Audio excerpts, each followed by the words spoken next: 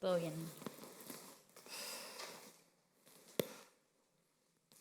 ¿Cómo estáis? Muy buenas tardes. Os puedo preguntar... Buen reflejo. Os puedo preguntar cuántos nos habéis acompañado en... No quiero llamar conferencia ni reunión. En el encuentro que tuvimos con Olga hace un mes. Wow. Vale. Bastantes. Os puedo pedir otro favor. A los que estuvisteis en esa conversación con Olga, para que ella... Porque le estábamos contando ahora un poquito cómo había sido esa conversación, ese encuentro, esa charla, esa relación que tuvimos entre varios. ¿Podéis sonreír recordando ese encuentro? Si la sonrisa es muy... Digo, para que ella sea consciente, os vea en las caras, por favor. Digo, si les quieres echar un ojo para recordar cómo fue... Cómo Olga Belmonte nos habló de las vidas desvinculadas, de cómo estábamos cerca o lejos, cuando parece que estamos obligados a estar cerquita, hiperconectados todo el rato ahí. Bueno, pues los nuevos, las nuevas... Por aquí hay lugares también. Esquinas. Eso no cambia con los años. El miedo a la primera fila... Pero Es es una verdad esquinita, que ni los voy a ver. van pasando los años y todavía no nos lo quitamos.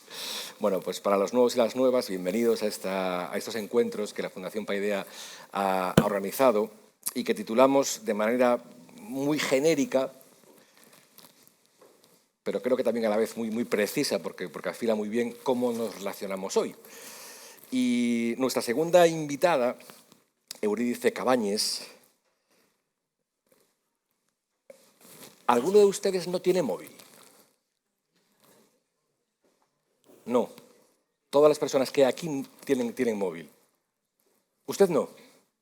Vale. Y nunca... Ah, pero lo tiene, claro, pero no vale, ¿no? Fíjese que estamos todos ya mirándolo en plan, ¿cómo? ¿Y alguno o alguna no conduce? Vale. Bueno, pues Eurídice Cabañes ni tiene móvil ni conduce. Ahí ya te hemos generado un punto de atención inmediato. Bueno, además es doctora en Filosofía por la Universidad Autónoma de Madrid, con la tesis titulada La tecnología en las fronteras. Es codirectora de algo que luego nos contará, que se llama Earth Games. Cómo los videojuegos se convierten en nexos que unen vidas, que nos relacionan de manera muy chula. Tiene un pie en México y otro pie en Barcelona, y nos ha encantado que el algoritmo, que es eso que no sabemos muy bien, te haya puesto en el radar de la Fundación Paideia para que hoy hablemos de objetos inteligentes para humanos obsoletos y que le metamos una mirada efectivamente crítica a ese algoritmo que ha hecho que hoy nos juntemos esta tarde. Estamos súper atentos a todo lo que nos vas a decir. Muchas gracias. Nada. Bueno, pues muchísimas gracias por estar aquí. La verdad que en estos momentos de la economía de la atención, donde conseguir la atención de alguien es tan difícil y tanta pelea hay por ella, os agradezco mucho vuestra atención este rato hoy.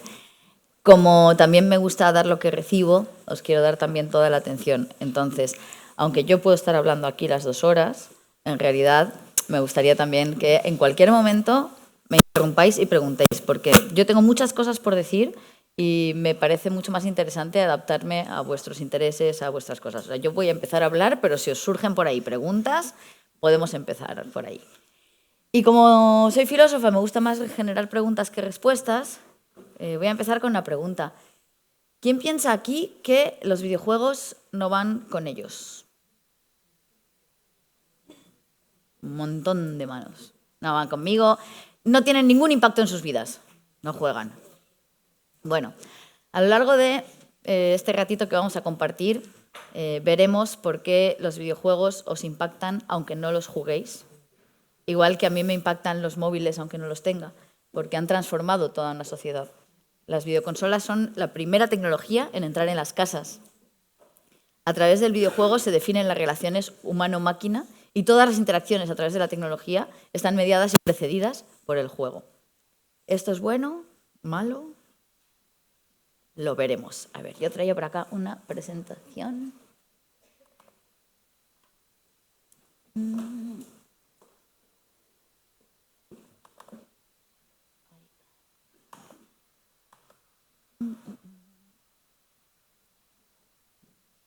Perdona que no manejo este sistema. ¿Cómo lo paso a pantalla completa? Gracias. No. Espera. Perdonad, aquí cositas de la tecnología para que veáis. No se me está dando. Gracias, asistencia técnica.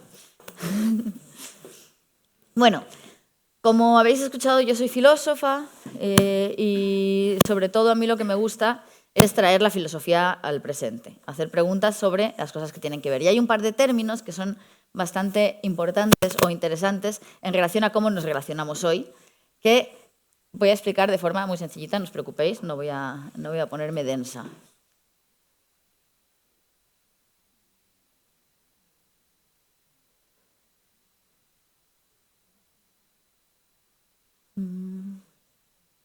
Bueno, se nos está revelando la tecnología, sabe que vamos a hablar mal de ella y se ha puesto nerviosa. Pero sí. A ver, inteligencia colectiva.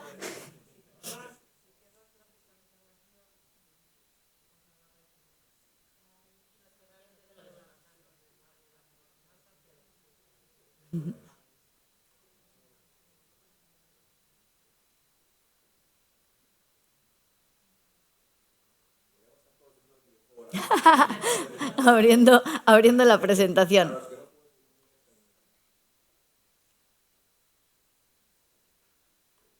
¡Yeah! Un aplauso para el técnico. Inteligencia humana. Gracias. Bueno, y ahora para pasar estas. Bueno, el primer concepto es este, ¿lo conocéis? Embodiment. Esta es una palabra en inglés que básicamente viene a decir que incorporamos, corporeizamos, integramos la tecnología. De esto hablaba Merleau-Ponty, ponía el ejemplo del bastón del ciego. Para el ciego el bastón es una tecnología que pasa a ser parte de su cuerpo y parte de sus sentidos. Va sintiendo, como en este sentir ampliado, que le permite detectar obstáculos, saber por dónde caminar. Aquí, como habéis dicho casi todos conducís, tenemos esa experiencia también cuando conducimos, ¿no? Sabemos como que nuestros límites corporales pasan a ser los límites de nuestro vehículo, sabemos cuándo cabemos o no cabemos por un espacio, y es muy fácil entenderlo cuando hablamos de tecnologías físicas, ¿no? Digamos, del hardware. Pero ¿qué pasa cuando lo que estamos incorporando o externalizando son nuestros propios procesos de comunicación y de pensamiento? Pensemos ahora, si yo os pregunto cuánto mide una 4, ¿qué es lo que vais a hacer para responderme? Buscar en Google. Ni siquiera habéis dicho buscar en Internet, vais a buscar en Google. Eso quiere decir que ya no solo el bastón del ciego me está indicando por dónde caminar y me está permitiendo ver, sino que toda nuestra memoria la hemos puesto en Internet. Ya no recordamos un montón de cosas y hemos decidido que nuestra memoria es una memoria extensa, veremos luego ese concepto. Nuestra memoria está fuera. Acabamos de externalizar un proceso mental. Pero lo más peligroso no es que esté fuera, porque cada vez más tenemos más herramientas que externalizan nuestros procesos. Lo más peligroso es que habéis dicho Google. Google es el buscador que utiliza el 98.8% de la gente. Eso quiere decir que una empresa privada tiene toda la responsabilidad y todo el poder de eliminar recuerdos de la memoria colectiva, de borrar fronteras, países, de eliminar partes enormes de la historia, y como nuestra memoria ya solo está ahí, nunca sabremos que fueron borradas. Tienen la capacidad de darnos Alzheimer y tienen la capacidad de decidir el orden y la importancia de nuestros recuerdos. ¿Qué va a aparecer primero? ¿Y por qué va a aparecer primero? Todo en base a un interés comercial. Estamos externalizando o incorporando una tecnología que controla una empresa y que puede decidir sobre cosas tan importantes como nuestros recuerdos. No solo eso, ¿cómo nos relacionamos hoy? Si quieres hablar con tu tía, ahora mismo, ¿qué vas a hacer? Un WhatsApp. Si queremos ligar, Tinder, Bumble, Grindr, Wallapop. Casi todas nuestras relaciones están relacionadas con el algoritmo. Por un lado, nuestra memoria es extensa. Nuestra memoria ya está fuera. La mente extensa. La mente está mucho más allá del cráneo. La mente está por todos lados. Pero nuestras relaciones también están mediadas por algoritmos. Cuando estamos en una red social, es la red social la que decide las publicaciones de quién vamos a ver y cuáles no. ¿Qué nuevos amigos nos recomienda? Cuando estamos ligando en una app, también es la app la que va a decidir quién nos muestra y quién no en base a criterios de deseabilidad. Esos criterios, hay un libro donde habla de desentrañar el algoritmo de Tinder. Por ejemplo, pueden ser que si eres mujer no ganes más que el hombre que te está presentando. Y dirás, ¿cómo sabe eso Tinder? Si yo a Tinder no le he dado ni mi número del banco ni mis ingresos. Bueno, porque resulta que hay una cosa que son los grandes perfiles de datos. Cuando caminamos por la red, vamos dejando cositas, vamos aceptando cookies, vamos pasando de un sitio a otro, vamos dejando toda una serie de miguitas que van llevando todo nuestro rastro. Además, las compañías se venden los datos. Tu banco le vende tus datos a tu seguro le vende tus datos a la red social le vende tus datos al videojuego. Y al final, lo que tienen es un cruce de datos increíble. Entonces, con esos datos pueden tomar nuestras decisiones. Pongamos que ya conseguí quedar con esa persona de Tinder y decidimos un lugar. ¿Cómo elijo el lugar al que voy a ir? Igual busco también en internet, ¿no? ¿Cuál es un buen lugar para citas? Quizá hoy en día le pregunte a ChatGPT. Esta persona es así, ¿qué lugar me recomiendas? ¿Cómo voy a decidir cómo voy a ese lugar? Miro en Google Maps, en Waze o en algún sitio de navegación que nos indica por dónde ir. Es un mundo donde ya podemos permitirnos ser estúpidos porque todas las herramientas a nuestro alrededor son inteligentes. Ya no tomamos decisiones, el algoritmo las toma por nosotros. Nos dice por dónde caminar, con quién vernos, a quién amar.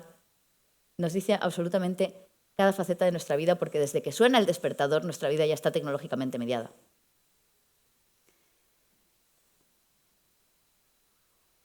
Teoría Cyborg. ¿Alguien ha oído hablar de la teoría Cyborg? Está así, ¿no? Bueno, es una forma distinta de decirlo del embodiment, ¿no? Lo que está pasando es que ya no somos nada más un cuerpo, somos un cuerpo unido a dispositivos. Por lo tanto, eso, pues, grandes partes de nuestro ser están ahí y ya estamos incorporados. Cuando se nos muere el móvil decimos, me he quedado sin batería. Yo, o sea, esa cosa soy yo. Imagínate que pierdes el móvil y hasta el lunes no consigues uno. De pronto estás amputado, ¿no? Como te falta la forma de mirar cómo llegar a los sitios, te falta la forma de contactar con las personas que quieres, te falta la forma de encontrar la información en tu gran mente extensa.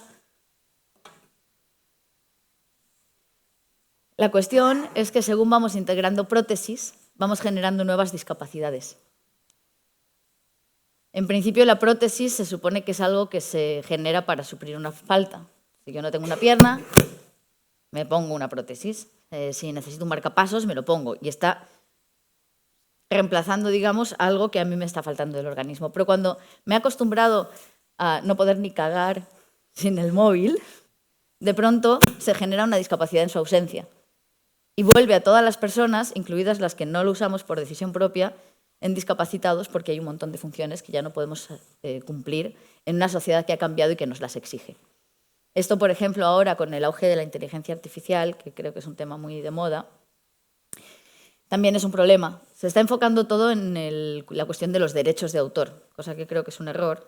Por acá siempre hemos defendido Creative Commons y poder compartir la cultura.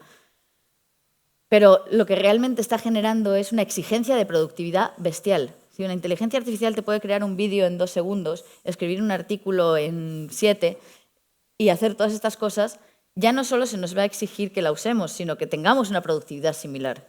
Por lo tanto, si tú lo quieres hacer dentro de tus procesos de pensamiento lentos, trabajados, te estás convirtiendo en alguien que ya no es productivo, que ya no sirve. Eso es muy triste porque al final ya no es una cuestión de que se pague o no derechos de autor, es que hay personas que quieren crear, pero como sus ritmos van quedando atrás, van a desaparecer. Y esto, creo que es un matiz muy importante hacer, no tiene que ver tanto con la tecnología, sino con el sistema en el que se integra esa tecnología y los intereses que hay detrás. porque pensemos qué pasa con tecnologías más sencillas. Yo ahora, como recién dijo, acabo de volver de México, y algo que me gustó mucho de México es que llegas y por la calle te están vendiendo muebles de madera, muebles de madera. ¿Sabéis cuánto hacía que no veía un mueble de madera? Porque ahora el progreso es el mueble de IKEA, porque es mucho más rápido de hacer, mucho más barato. Y los artesanos que se dedican a la madera no pueden competir con un mercado en el que deberían vender su trabajo tan caro que la gente ya ni siquiera lo compra. Platos de barro. Eso es un sistema. Y la tecnología que insertamos en ese sistema va a generar esas cuestiones. Lo cual no quiere decir que haya tecnologías buenas o malas, sino que hay sistemas que dan usos a las tecnologías que pueden ser buenas o malas. ¿Por qué nos estamos volviendo obsoletos? Aparte que ya le delegamos nuestra memoria a una gran corporación y nuestra toma de decisiones a algoritmos. Nos estamos volviendo obsoletos por un problema más de base, por la información. Antes nos decían, bueno, el problema es que la gente no tiene acceso a la información. Tratemos de conseguir que la gente tenga acceso a la información. El problema ahora es que hay mucha información, en muchos casos contradictoria. Hablamos mucho de las fake news. Y creo que evidentemente es un problema, las fake news, las noticias falsas, todo esto es un problema, pero siento que también pone el foco en un lugar que no debería. Porque cuando pensamos en las noticias falsas, pensamos en los verificadores. Dame datos que pueda verificar. Bueno, que sepáis que también nos pueden engañar con datos reales. La forma en la que se presentan los datos dice mucho. Por ejemplo, en pandemia, ¿qué compraríais antes? ¿Un spray hidroalcohólico que dice que mata el 99% de los virus o uno que dice que deja vivo el 1%? No, yo el que deja vivo 1% no. Y la información es exactamente la misma. Tenemos una cosa que se llama sesgos cognitivos, por los cuales la misma información presentada de formas distintas nos va a suponer una idea u otra en la cabeza, nos va a hacer pensar en una u otra cosa. Entonces, la información real también nos puede manipular. Pero no acaba ahí el problema, siempre hay que excavar un poco más.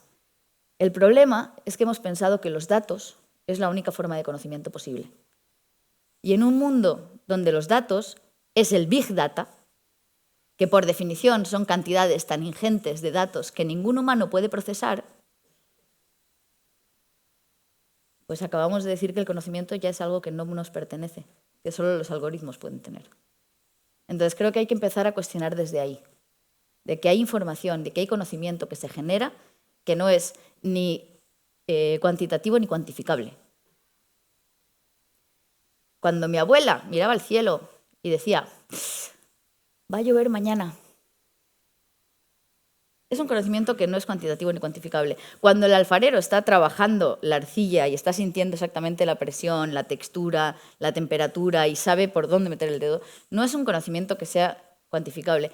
Es muy importante que pensemos que no solo el Internet no tiene todo el conocimiento, no solo que en el Internet hay mucho conocimiento que no es cierto, sino también que no todo está ahí. Y que empecemos a valorar un montón de conocimientos, de prácticas cualitativas que no pueden ser recogidas ahí y reivindiquemos también nuestro papel.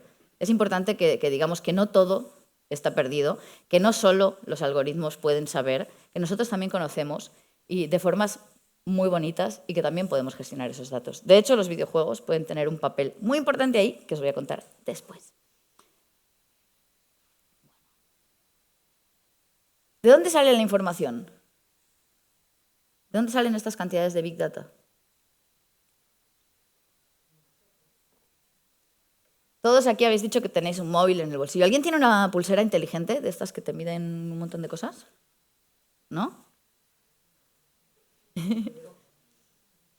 ¿Qué cosas creéis que pueden saber de nosotros una empresa privada ahora mismo? Todo. ¿Dónde estamos a cada instante? ¿Qué conversaciones tenemos? ¿Qué nos gusta? ¿Qué no nos gusta? ¿Con quién hablamos? ¿Con quién no? Si estamos teniendo un orgasmo. No sé si hay una tendencia a la digitalización de la existencia por completo. Ahora hasta nuestra escoba tiene conexión a Internet, nuestros dildos tienen conexión a Internet. Hubo un hacker que se dedicó a hackear dildos y se dio cuenta de que algo que no necesitaba tener Internet en absoluto estaba enviando información constantemente sobre temperatura corporal, usos, intensidades. Y actualmente los videojuegos, que por acá pensáis que nos afectan, son el mayor lugar de extractivismo de datos que hay. Y no solo importa que extraigan los datos, es como los míos no los tienen, porque lo que están utilizando los videojuegos es para neuromarketing y neuromarketing político, para buscar el botón de compra o vota de nuestro cerebro.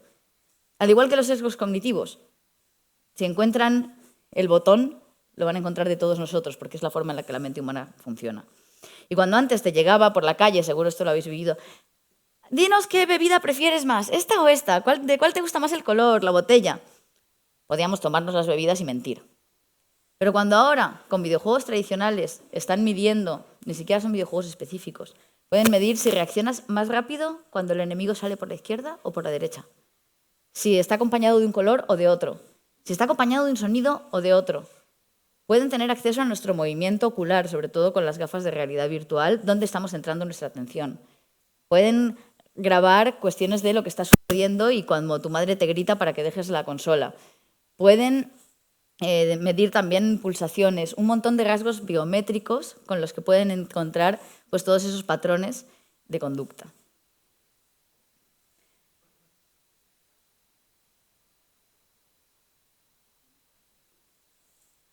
Entonces, bueno, están sucediendo muchas cosas a la vez. Perdonad que os asuste, luego os juro que me voy a poner más optimista. Pero dadme tiempo porque creo que el asustarse es importante. Llegamos a una singularidad de la intimidad, a lo que viene siendo el quantify self, el yo cuantificado. Estos grandes perfiles de datos que dices, bueno, hay mucha gente que dice, a mí no me importa que tengan mis datos, porque total, pues los van a usar para anunciarme productos que sí quiero, en vez de los que no quiero, y al final pues me sirve que tengan mis datos. Bueno, la cuestión es que estos datos que se están acumulando, y creo que aquí esto es muy importante, que se están acumulando desde la más tierna infancia, porque si recordáis, en pandemia las clases pasaron a ser por Zoom, una plataforma que, por cierto, vende tus datos a Facebook, lugar donde no puedes tener una cuenta si eres menor de 16 años, pero si tienes 3 y vas a clases en Zoom, ya tienen tus datos. Es una privatización de la educación que se dio, donde es como si pasáramos a tener las clases en un McDonald's. Imaginaros, ¿no? Donde todas las normas las está poniendo una gran corporación. Y estos datos de nuestros estudiantes, si sufren o ejercen bullying, si su papá es alcohólico, las conversaciones entre padres y familiares que se dan, por ejemplo, a través de la suite de Google, las tareas escolares donde se revela muchísima información, si hay fracaso escolar en la infancia, todo eso se incorpora a un perfil de datos donde quizá el día de mañana se generen profecías autocumplidas, donde no te dejen entrar en una universidad porque ya el algoritmo determinó que no vas a tener éxito si estudias una carrera. Donde no te den un seguro de salud porque por tus antecedentes familiares no les va a salir rentable. Donde no te concedan un préstamo y donde las predicciones que hace el algoritmo condicionen nuestra existencia. Y creo que es muy importante pensar que no somos solo información, lo que decíamos, ¿no? No solo somos información cuantificable y no debería estar marcando nuestra vida toda la información que se recopila y que ya jamás es borrada de todos estos sistemas. Porque al final estamos dejando que el algoritmo tome las decisiones sobre lo que podemos o no podemos hacer en la vida. Si un algoritmo toma la decisión de que un barrio tiene un alto índice de peligrosidad, llamará a mucha policía, la policía hará redadas, las redadas darán en confrontaciones, eso generará una confirmación de que es peligroso y al final si vives en ese barrio pues te será mucho más difícil la existencia. Estamos llegando a eso, estamos llegando, seguro habéis oído hablar de las smart cities. Al final la digitalización de todos los aspectos de nuestra vida es una privatización de todos los aspectos de nuestra vida. Porque los únicos que tienen grandes cantidades de datos, porque se las estamos dando todos, y los únicos que tienen los algoritmos para procesarlos, porque se los estamos permitiendo y financiando entre todos, son las grandes compañías. Ya el problema no es que yo en mi vida privada decida tener redes y dar mi información, sino que incluso en la vida pública, las administraciones públicas están contratando algoritmos para tomar decisiones sobre el espacio público que ni siquiera saben cómo se toman, porque estos algoritmos están protegidos por leyes de propiedad intelectual. Por lo tanto, no pueden ir a mirar dentro y decir por qué se está tomando una decisión. Esto es muy importante. Ahora iremos sobre los sesgos. Hemos visto que con estos datos lo que sucede es que se da una manipulación de la opinión pública. ¿Por qué está gobernando ahora mismo Trump? De nuevo. O sea, ha sido ya clarísimo, hasta se han quitado la careta de la manita, el señor de Tesla y el otro, con las redes sociales, haciendo una campaña que ya desde Cambridge Analytica fue un escándalo, la manipulación del voto. El Brexit pasa constantemente, porque el voto que necesitas influenciar es el de una pequeña parte de la población para que incline la balanza. Y pueden detectar vulnerabilidades, cuando estamos más tristes, qué cosas nos motivan, encontrar nuestros puntos de quiebre y darnos ahí. La imposición de reglas de moral dominante, la posibilidad de expulsión de miembros, censura. Las redes sociales son el nuevo espacio público. O sea, ya no solo el espacio público físico se está digitalizando y privatizando, sino que el espacio que entendemos como público digital, cuando en pandemia de pronto todo el mundo se volcó a lo digital, estábamos volcándonos a un espacio privado, donde las reglas y los modelos de gobernanza pues son los que decida el señor que gobierna. Lo hemos visto ahora con Twitter de, no, ¿sabes qué? Ya no vamos a banear comentarios racistas, ya no vamos a eliminar nada que tenga que ver con insultos de odio, porque nos parece bien. Y ya está, y lo dicen, y todo un foro puede ser reducido a la mitad o puede ser completamente condicionado. Y también hay un problema de sesgos brutal. Bueno, voy a ir esto luego, voy a venir. Voy a saltarme mi orden. Acá. ¿Y qué pasa con el algoritmo? Porque muchos dicen, no, ya que la decisión la tome una máquina porque las máquinas pues, son neutrales, tienen toda la información y van a tomar la mejor decisión y yo ya no quiero pensar más y gracias algoritmo. Pero el algoritmo no es neutral. El algoritmo y cómo lo entrenemos y los sets de datos van a generar un montón de cuestiones. ¿Algún ejemplo? Esto es el algoritmo de Twitter, todavía previo a que lo comprara Elon Musk, donde si tú pones una imagen que no cabe dentro de lo que te va a mostrar, selecciona las partes importantes de la imagen. Bueno, este ejercicio, que es súper interesante y que tiene como 200 imágenes de prueba, incluyendo con mascotas y con personajes de ficción, siempre, cuando pones una imagen que no cabe, va a seleccionar la persona blanca. E incluso si son gatos, siempre. Y no va a mostrarlos. En orden de importancia, aquí eran 2 modelos, pero se hizo incluso poniendo uno de ellos Obama y seguía eligiendo como más importante a la persona blanca, aunque fuera un modelo de stock. Entonces, este es un algoritmo que dices, bueno, puede ser más o menos perjudicial, al final está mostrando unas cosas y otras no. Pero ¿qué pasa si este algoritmo no es el de Twitter, sino un algoritmo de predicción del crimen? Se ha demostrado que los mejores algoritmos de identificación facial tienden a confundir a personas negras con 10 veces más frecuencia que personas blancas. ¿Qué pasa cuando eso es algo que decides si vas a ingresar a prisión o no? Porque te han identificado en un vídeo a través de un algoritmo. Es más, ¿qué sucede cuando eso va a suponer que te deriven o no a atención médica? Hubo un estudio, es muy interesante porque como el algoritmo es privado no se puede ver cómo lo hace, pero sí se puede hacer ingeniería inversa. Puedes ver cuáles son los datos de entrada. Aquí están todos los pacientes de un hospital de Estados Unidos que solicitaron asistencia médica y su información. Y aquí el algoritmo de salida, quiénes fueron derivados a servicios que necesitaban y quiénes no.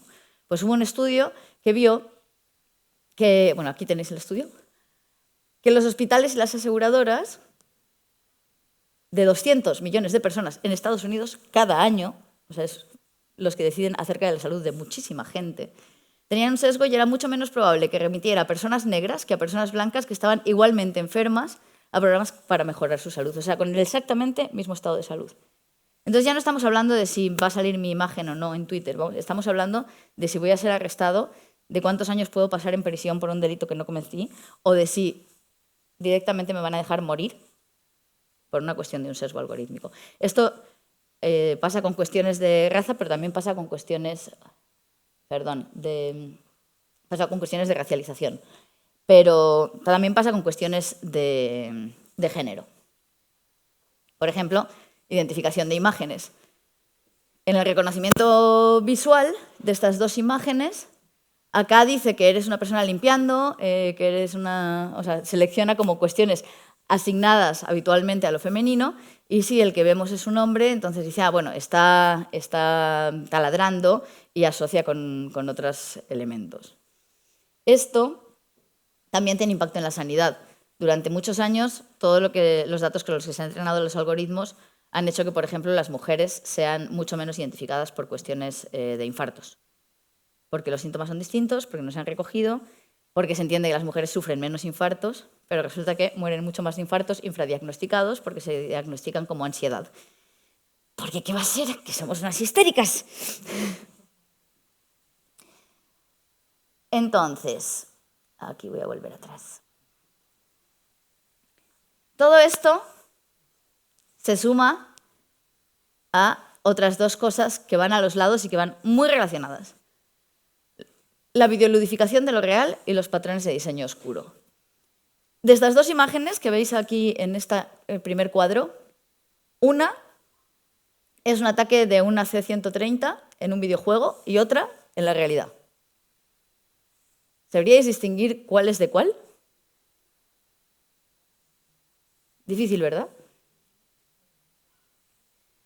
Como os decía antes, los videojuegos son la primera forma en la que hemos contactado con la tecnología y las que definen cómo se va a ver la interfaz. Por lo tanto, con los videojuegos empiezan a escalar y a irse hacia otros usos. El uso militar es el primero, porque claramente los videojuegos salen de la investigación militar. Son sus hijos adolescentes que les salieron radicales, pero vuelven ahí. Entonces, muchas de las interfaces de guerra son exactamente iguales que las de un videojuego. Los tanques israelíes, con los que están perpetuando el genocidio en Gaza, se parecen en todo a un set de gamer, con los controles de videojuegos, para que los jóvenes, que en su mayor caso son jóvenes desde los 18 años, se sientan como en casa y como en un videojuego, y lo que también genera una distancia brutal, tanto a nivel tanque como en ataques con drones. Es como, esto es un jueguito.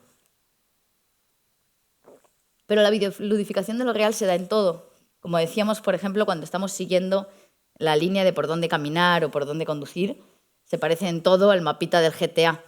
Todas las estéticas, las mecánicas y las lógicas de los videojuegos han llegado para quedarse en todas las esferas de nuestra vida. Y bueno, decíamos antes que tienen muchos datos y que pueden hacer mucha manipulación. Los patrones oscuros son también una de las cuestiones con las que más se está trabajando la manipulación. Los patrones de diseño oscuro son estos patrones de diseño que benefician al diseñador y perjudican al usuario.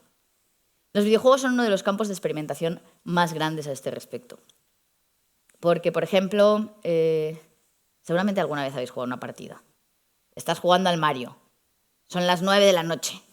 Y de pronto alguien grita desde la cocina, ¡a cenar! Y dices, bueno, pausa, me voy a cenar. Ahora muchos de los juegos no se pueden pausar. El juego continúa aunque tú no estés. En el juego puedes perder cosas aunque tú no estés. O la gente va a estar ganando cosas mientras tú no. O, por ejemplo, el juego decide los tiempos de juego. Recompensa diaria, entra cada día. Cada día que entres consecutivo tendrás un regalo mejor. Uy, perdiste hoy, tienes que volver al inicio. Eso nos hace que entremos cada día. Secuencias especiales, el evento especial de Halloween. Juega durante 5 horas y consigue una cajita especial. O patrones sociales, invita a 3 amigos y lograrás no sé qué. Yo estuve haciendo encuestas en juegos que aparentemente muy inocentes, maneja tu hospital. Y casi toda la gente había jugado en momentos en los que no quería jugar solo porque sentía una obligación con sus amigos, porque si no jugaban todos a la vez no podían aspirar a ganar premios. También los patrones monetarios. Hay una iniciativa europea ahora para prohibir el dinero virtual. La gran mayoría de los jóvenes, según el barómetro de FAD Juventud, no saben lo que gastan en videojuegos al mes, porque ya no es fácil saber lo que gastas. Tú antes comprabas un juego, lo pagabas, lo jugabas el tiempo que quisieras, fin. Ahora los juegos son gratuitos, ahora los juegos tienen compras in-game, o ves anuncios, o lucran con tus datos. Entonces, implementan todas estas estrategias como el dinero virtual. Entonces, tú puedes comprar dinero virtual con dinero real. Pero luego además puedes comprar gemas, y además puedes comprar tickets, y puedes cambiar los tickets por gemas, y los valores fluctúan. Y la economía dentro del juego se vuelve tan loca que al final no tienes ni idea de cuánto te costó nada, porque los niveles de conversión se hacen imposibles. Además, hay patrones psicológicos. Sonidos que acompañan a cosas, dosis de dopamina que nos van segregando para que estemos ahí, constantemente enganchados. Muchas veces estamos jugando a juegos que ni siquiera son juegos. ¿Quién aquí ha jugado al Candy Crush? Candy Crush, ok. Seguramente os parezcan terribles los juegos de matar, ¿verdad? Pues os diré que el Candy Crush es mucho más peligroso. El Candy Crush es un videojuego de King, una compañía cuyo máximo de personal no son ni diseñadores de juegos, ni programadores, ni diseñadores gráficos. Son psicólogos conductistas. Es un juego que está diseñado para que te atores donde te tienes que atorar, para que avances cuando tienes que avanzar, para que te vaya súper bien cuando te tiene que ir súper bien. No es un juego al que te estés jugando y depende de tu habilidad. Lo siento, quien llegó al nivel 40.000, que sepan que no depende de su habilidad. El juego es el que está jugando con nosotros. Entonces creo que es muy importante prestar atención y por eso los juegos tienen mucho que ver con nosotros. Sí se supieron, por ejemplo, del asalto al Capitolio, ¿no? ¿Saben cómo se coordina el asalto al Capitolio? ¿Saben por qué está subiendo tanto la extrema derecha? Porque los videojuegos están siendo un laboratorio de innovación tecnopolítica. En 2016 o 14, perdonadme, luego os confirmo el año, creo, 2014 creo, surge el Gamergate, un hashtag bajo el cual se agrupan todos estos incels. ¿Habéis escuchado la palabra incel? Involuntary celibate. Vamos, célibes porque no hay quien los aguante, porque son unos misóginos.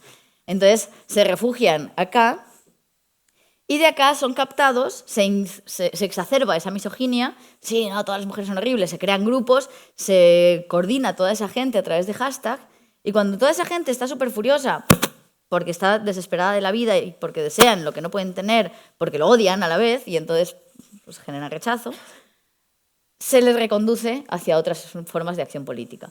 Se demostró que el Gamergate era una de las prácticas que está conectada con el asalto al Capitolio y que empieza en 2014 y se reconduce esa gente hacia otras prácticas políticas. Actualmente está pasando así. Están captando a nuestros jóvenes antes de que tengan edad para votar y por eso cada vez estamos viendo un repunte mayor, porque está pasando desde los momentos de la adolescencia donde tienen más vulnerabilidad en la definición de su identidad y llegan ahí con discursos que les calan por un lado, adolescente, hormonas revueltas, y lo reconducen hacia otros lados. Entonces es muy importante que aunque no nos gusten los videojuegos, aunque pensemos que no van con nosotros, pongamos el foco de mira ahí porque ahí están pasando muchas cosas. Y bueno, sobre todo creo que lo más importante es que podemos encontrarnos ante el fin de la democracia. Esto lo pensé hace mucho, pero ahora esta imagen le queda como anillo al dedo, o sea, lo estamos viendo. Simplemente los grandes poderes de las tecnológicas que controlan nuestras vidas se alían con los grandes poderes del dinero que les prometen exenciones fiscales y resolvimos.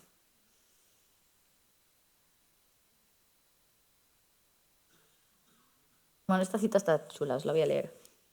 El poder económico no pretende seguir fundamentando todos sus privilegios en una explotación de sujetos como fuerza de trabajo, sino en la cada vez más lucrativa regulación de sus formas de vida, sus dinámicas vitales e interacciones personales y afectivas, de sus emociones, de sus hábitos de consumo y satisfacción. Esto es de 2012. Creo que hemos llegado al culmen de eso. Y ahora me voy acá. Bueno, ¿os he asustado? ¿Cuánto rato llevo asustándoos? A ver. ¿Mucho tiempo asustándoos? 40 minutos, bien. Creo que 40 minutos es lo que todo el mundo necesita ser asustado en la vida. Ahora vamos a ver qué podemos hacer, porque es muy importante. Y creo, sincera y honestamente, que tenemos que pensar que todavía se puede arreglar el mundo. Incluso aunque no sea posible, habría que seguir pensándolo e intentándolo. Y creo que necesitamos un fuerte ejercicio de imaginación. Durante la pandemia se repitió muchísimo que era más fácil imaginar el fin del mundo que el del capitalismo. En esa crisis de imaginación estamos. Nuestras pantallas, nuestros libros, nuestra imaginación se llena de meteoritos que arrasan con todo, de hordas de zombies, de inundaciones, de eventos catastróficos que acaban con todo y entonces otra sociedad puede emerger. Que además habitualmente suele ser terrible, porque ya no hay ningún estado de bienestar y todo el mundo anda matando a todo el mundo. ¿Dónde están los discursos o los imaginarios sobre el futuro posibles? ¿Podemos imaginar una forma que no sea el colapso? El problema es que todos estos discursos, que además estamos viendo que cada día se hacen más realidad, la Dana de Valencia, los incendios de California, el Amazonas quemándose, cada vez más vemos estos eventos. Pero esto nos desactiva, porque cuando vivimos constantemente en un estado de emergencia, no pensamos en cambios sistémicos que habría que hacer a largo plazo. Cuando tu niño se ha cortado el dedo en la cocina, lo que haces es salir corriendo, vendarle como puedes y llevarlo al hospital. Y está bien. Pero también es muy importante, cuando eso ha pasado, empezar a pensar dónde guardo los cuchillos, cómo educo a mi hijo, cómo está distribuida mi cocina, cómo he trabajado para que sepa manejarlo sin cortarse. Cambios sistémicos. Necesitamos pensar en cambios sistémicos lentos, graduales, donde la tecnología esté al servicio nuestro y no al revés. Por lo tanto, ¿qué hacemos? Aparte de imaginarnos cosas. Creo que es muy importante las tecnologías situadas. Aquí parto de otro concepto de una filósofa que se llama Donna Haraway, que habla de conocimiento situado, del conocimiento que surge en un contexto dado y para un contexto dado. En todos los contextos va a servir el mismo conocimiento. No es lo mismo un pueblo perdido de Kuala Lumpur que un pueblo perdido de acá, que una gran capital. Son contextos distintos y va a haber conocimientos que sirvan en un sitio y en otro no. O incluso conocimientos que sean contradictorios. Si yo digo hay que sembrar los ajos en abril, seguramente eso sea cierto en alguna parte del mundo, pero no lo va a ser para todas. La tecnología situada parte un poco de ese concepto y pensamos en cómo son tecnologías situadas. Serían tecnologías que parten de la necesidad de un contexto y no van a ser las mismas en todos lados. Ahora mismo tenemos tecnologías globales, lo cual en realidad quiere decir tecnologías homogéneas y homogeneizantes, que nos van convirtiendo a todos en lo mismo, en lugar de apostar por la diversidad, aunque parece que lo hagan. ¿Algún ejemplo? Por ejemplo, recién volví de México, donde encontré una propuesta súper interesante, que son redes de telefónica indígenas. Han generado sus propias redes de telefonía, han hecho toda una red de cooperativas, por lo tanto tú te puedes sumar a la cooperativa con tu propia cooperativa y hacer como todo un espacio mucho más grande. Y al final siento que es una línea de futuro posible que me parece que tiene más sentido que las vías de la regulación que estamos siguiendo aquí. Que evidentemente son muy necesarias, pero que son muy difíciles de seguir porque, por mucho que se regule lo que puede o no puede hacer Facebook en mi país, si no puedo entrar al país donde tiene los servidores a revisar realmente si está cumpliendo con eso, pues es una regulación un poco precaria. Pero podemos construir nuestras propias tecnologías, nuestras propias redes. Wifinet es un proyecto catalán que genera redes de Internet, también autónomas. Podemos empezar a generar lo que necesitamos. El Fediverso es toda esta estructura como de alternativa a red social donde se puede alejar en servidores de distintas personas y es una red descentralizada donde podemos estar todos. Mastodon, que se hizo muy famoso en la primera oleada de abandono de Twitter, de X, pues es una de estas redes. Hay otras redes alternativas. Hay esfuerzos colectivos por generar tecnologías más locales. Muy importante, que sean en software libre. ¿Sabéis lo que es el software libre? Exacto, que pueda ser auditable, revisable y adaptable, porque igual a mí me sirve parte de lo que hizo alguien, pero no exactamente igual, entonces puedo transformarlo y puedo aprovechar ese conocimiento. Necesitamos generar espacio público digital. No sé si lo habéis pensado alguna vez, pero la ciudadanía se genera en el espacio público, en espacios como las plazas, los museos, las escuelas, las universidades, los parques, donde nos reunimos, hablamos y nos ponemos de acuerdo, donde saludamos al vecino y hablamos de las problemáticas que tienen, donde decidimos si nos movilizamos o si hacemos alguna manifestación. En el espacio digital no existe ningún espacio público. Toda la infraestructura digital es privada, desde los cables, que me hace mucha gracia porque si yo os pregunto dónde está Internet, que lo he hecho algunas veces, la gente mira para arriba. Así de poderosas son las metáforas. Nos han vendido la nube como anuncio de compresas. ¿A qué huele la nube? No, es inocua, inmaterial, está ahí etérea, en el aire. No, son computadoras de otras personas. Toda nuestra información está en computadoras de otras personas. Son cables subacuáticos. Son grandes bases de datos y grandes servidores donde se almacena toda nuestra información. Y todo eso es privado. Ya no solo Facebook. Si estáis registrados en el sistema de sanidad, vuestros datos los tiene Amazon. Porque hay acuerdos de gobierno con los grandes centros de datos. Y además me parece una irresponsabilidad geopolítica que todos los datos de la ciudadanía, incluso en muchos casos hasta de defensa, pertenezcan a una empresa transnacional que tiene una sede en otro país. O sea, no sé si alguien más o solo yo pienso que esto es una locura, pero a mí me parece una locura. Y durante pandemia, precisamente, unos amigos y yo nos aburríamos, porque pues de pronto no había nada que hacer, creo que todos nos aburrimos ahí. Y como lo que siempre escuchamos es, uy, la infraestructura pública digital sería carísima. Eso no se puede hacer, tanta inversión, no hay tantos millones, es mejor que lo haga una que ya tiene lo suyo. Bueno, pues resulta que hicimos un sistema para detectar palabritas en el BOE o en los distintos boletines regionales y autonómicos, donde decía cosas como Smart City, digital, servidores, apoyo. Bueno, pues no os podéis imaginar la cantidad de millones que invierten públicos en infraestructura privada, que además lucra con nuestros datos. Todos esos millones se invierten en una infraestructura pública y por lo menos puedes garantizar que tu ciudadanía tenga un espacio digital donde se cumplan sus derechos. Y esa es la única manera. Entonces tenemos que apostar y hacer presión porque exista una infraestructura pública digital y al igual que en el espacio real convive lo privado con lo público, en el espacio digital podamos tener al menos algún espacio público donde generar ciudadanía. Porque si no, estamos perdidos. Perdiditos, perdiditos, que diría Flanders. Y acá viene la propuesta más divertida, por lo menos para mí, a mí me gusta mucho, que es la gobernanza lúdica. Esto es lo que decía, que los videojuegos también nos pueden dar la solución en muchos sentidos. Por un lado, nos han vendido que el algoritmo es el único capaz de interpretar las grandes cantidades de datos y, por lo tanto, el único capaz de tomar las decisiones. Y bueno, con respecto a interpretar las grandes cantidades de datos, tienen razón. Yo no me voy a poner a mirar una tabla de Excel infinita y analizar qué pasa porque me vuelvo loca. Pero eso no quiere decir que tenga que tomar las decisiones por nosotros. Los videojuegos son el primer medio algorítmico que entra en las casas. Llevamos años hablando, negociando con algoritmos. Con los videojuegos podemos entender sistemas complejos de una forma muy fácil. No hace falta ser un experto urbanista ni un experto arquitecto para poder construir una propuesta de casa en Minecraft, en City Skylines. Un proceso que nos permite entender. Hay videojuegos como Eterna o Foldit, con los cuales, que son videojuegos generados por universidades, con los cuales empezamos a trabajar con ADN y nos enseñan cómo se pliegan las proteínas, cuestiones muy básicas, y empezamos a experimentar y a jugar. Y jugando podemos contribuir a la cura de un montón de enfermedades degenerativas, entre todos, encontrando soluciones.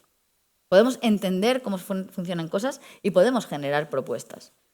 Los videojuegos nos permiten entender esas grandes cantidades de datos y nos permiten jugar con ellas y nos permiten decidir. Entonces, por un lado, como medio algorítmico, nos permite hacer eso, nos permite interactuar con estos datos. Por otro lado, nos permite generar empatía y experimentar otras formas y otros modelos y sistemas posibles. Al final es una fantasía donde podemos poner en práctica cualquier cosa. Hay muchos ejemplos que me gustan mucho. Ahora, hace poquito hablábamos del caso de una persona con discapacidad severa, que pues básicamente nunca había sido tratado como persona, porque lo único que veía la gente cuando lo veía de primeras era su discapacidad.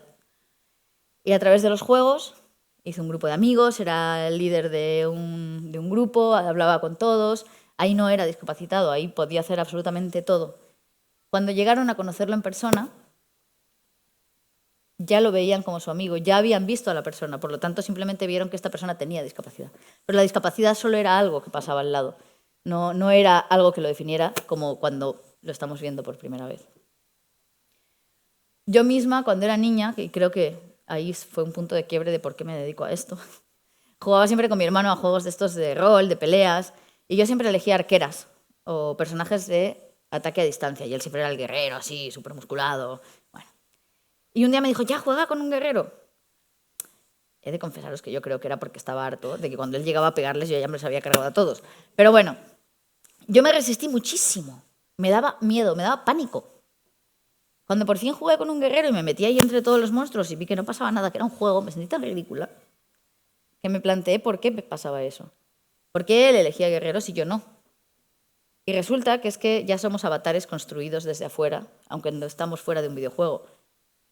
A mí, y sin querer, porque tuve una familia que nunca me regaló muñecas, me regaló siempre lo que quise, pude tener una infancia de estas no muy niña, digamos. Pero aún así era como, ay, cuidado, ay, no sé qué. Siempre hay formas de trato que son distintas para las chicas que para los chicos, que habían construido una imagen de mí misma que no sabía que tenía y que el juego me permitió desmontar.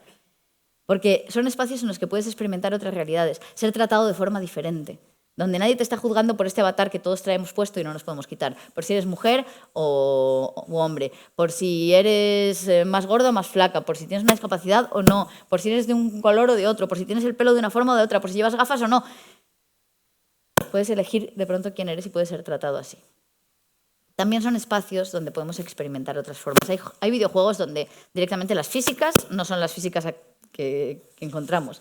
Hay videojuegos donde podemos construir otras formas. Por ejemplo, o sea, sí es verdad que los juegos evidentemente también son muy políticos, todos, y que los juegos de ciudades normalmente suelen ser extractivismo, consigue madera, consigue oro, consigue todos los recursos que hay a tu alrededor y crece una ciudad cada vez más grande e ingente.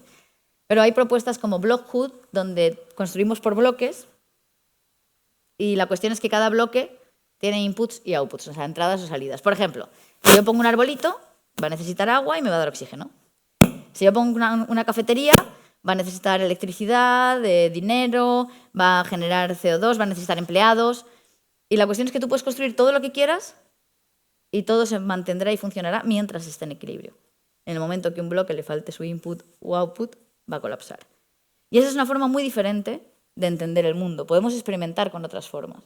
Entonces podemos generar otros juegos. Igualmente, hay muchos videojuegos que nos permiten ponernos en los zapatos de otro, en situaciones que espero y deseo que jamás tengamos que vivir. Por ejemplo, Bury Me My Love, Entiérrame mi amor, es un videojuego que se juega a través de conversaciones con un móvil de una pareja que está en un campo de refugiados y ella decide tratar de salir de ahí y encontrar una mejor vida y él se queda.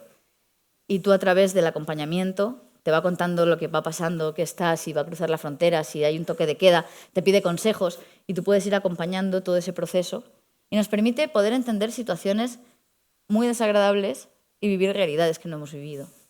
Hay un juego, por ejemplo, de realidad virtual que se llama The Machine to be Another, la máquina de ser otro, donde graban a distintas personas y después te hacen una performance donde tú puedes ser de pronto una bailarina, una persona en silla de ruedas, una persona como con distintas realidades y poder vivir en primera persona, que es ser eso. O That Dragon Cancer, que es un juego que hicieron unos padres, que su hijo tuvo cáncer desde muy chiquito, era incurable, y de todo el proceso de aprender a disfrutar el poco tiempo que tienes cuando es algo tan terrible que ha ayudado a muchos otros padres en la misma situación. A mí me pasa algo muy curioso. A mí cuando la gente se me acerca, y podríais ser, creo, aquí cualquiera de vosotros, y me dicen, a mí no me gustan los videojuegos. Yo les miro, asiento y digo, a mí tampoco. Me dicen, ¿qué? Pero si tú trabajas de videojuegos. Y digo, no, es que lo que tú estás pensando cuando piensas en videojuegos, a mí tampoco me gusta. Porque lo que nos llega son las grandes superproducciones que invierten millones en publicidad para que nos llegue. Pero hay un montón de joyas. Y el videojuego es una herramienta tremendamente poderosa. Por eso, aunque os haya asustado y os haya dicho todo lo terrible que puede ser el mundo del videojuego, en realidad lo que quiero decir es, hay una herramienta tremendamente poderosa y se la estamos dejando a los malos. La estamos dejando en pos de la manipulación, en pos del control de la población, en pos del capitalismo, de los intereses comerciales. Igual que es muy importante que haya espacio público digital, otra de las cuestiones que estamos trabajando y haciendo incidencia política al respecto es que haya un publisher público de videojuegos, como una editorial. Porque si lo pensáis, el teatro, la radio, la música, el cine, los productos editoriales, todo, como son productos culturales que entendemos que impactan en la sociedad, no solo tiene financiación pública, sino tiene distribución pública. Nos encargamos a través de la televisión pública, de los teatros, de las editoriales de las universidades, de que todo ese conocimiento que pensamos que es importante, más allá del interés comercial, llegue a la población. Mientras que en videojuegos todo depende de que un publisher, en muchos casos extranjero, porque a nivel nacional apenas hay, decida que tiene un interés y un valor comercial. Por lo tanto, se empiezan a financiar y a generar un montón de cosas que quizá no deberían existir, con un montón de patrones oscuros que permiten todo esto. Mientras que así, si hiciéramos distribución pública, podríamos garantizar que no hay patrones de diseño oscuro, que no hay extractivismo de datos y que esos juegos no se están utilizando para lo que no deberían. Porque el videojuego es una herramienta muy bonita, que el videojuego nos permite empatizar, generar otras historias y narrativas. Imaginad experimentar otros sistemas sociales, políticos, económicos y descubrir que funcionan antes de llevarlo a la práctica. Imaginad, como ya ha sucedido en varios lugares, que la próxima ampliación del puerto, que la próxima parada del autobús, en lugar de decidirla quien esté en el gobierno, se decide a través de una apuesta en común colaborativa como el puerto de Estocolmo. El puerto de Estocolmo se hizo entre toda la ciudadanía jugando al City Skylines, porque permitían hacer el diseño, donde todo el mundo estuviera de acuerdo. Cuenta con una mucho más amplia aceptación de todas las personas que van a habitar ese espacio y además ahorra un montón de dinero porque se ha puesto a la práctica primero en un entorno simulado, garantizando que funciona y anticipando problemáticas. Los juegos nos sirven para hacer prácticas de participación ciudadana. Nosotros trabajamos con niños y niñas en un proyecto que se llama Craftea, de 8 a 18 años, porque son desde una edad en la que ya tienen un pensamiento simbólico más avanzado y hasta una edad en la que ni siquiera su opinión es tenida en cuenta en el acto simbólico de votar. Y lo que hacemos es recorrer el espacio público que nos rodea e identificarlo. Es muy interesante porque hacemos debates y preguntas. Y una pregunta es ¿qué es el espacio público? Y si pueden poner ejemplos.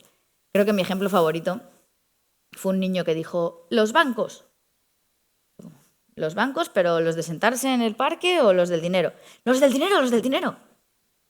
¿Por qué el banco es público? Porque tiene el dinero de todos. Y dices, ay, no sé si tengo que corregir al niño o la realidad. Entonces, bueno, debatimos, interpretan el espacio y después llegan a prácticas de consenso. Por ejemplo, de camino de aquí hasta la escuela no hay ni una sola sombra, ni agua, y cada vez que llega el calor nos estamos muriendo todos. Pues harían falta árboles. O, por ejemplo, en esta zona no hay ningún hospital cerca y cuando alguien tiene un problema tiene más posibilidades de morir. Mi abuelita, ya la última vez que vino la ambulancia, ya pues no pudo.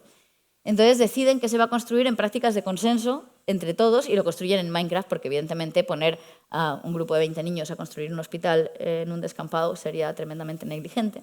Pero lo llevan a cabo ahí y se proponen las propuestas y se envían a quienes sean. Este proyecto que llevamos haciendo desde 2010, desde 2015, lo está haciendo una organización mucho más grande, con mucho más poder de la UNESCO, que sí llevan a la práctica las decisiones ciudadanas.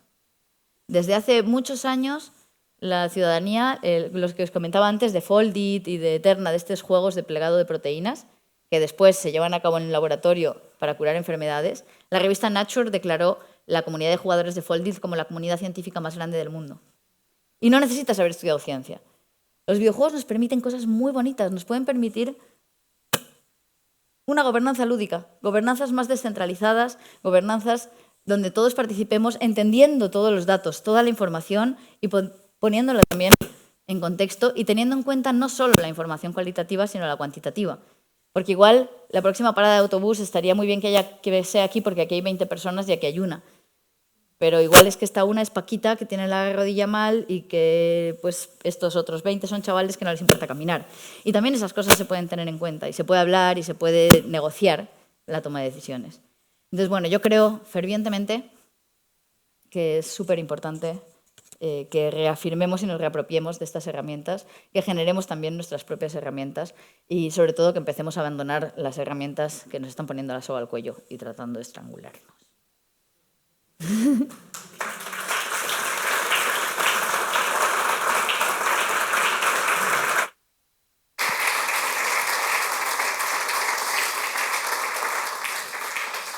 si no puedo jugar, esta no es mi revolución. Yo creo que has cumplido tu palabra porque los primeros 40 minutos estamos todos ahí mirando para ella, pero en esos 20 nos ha subido bastante.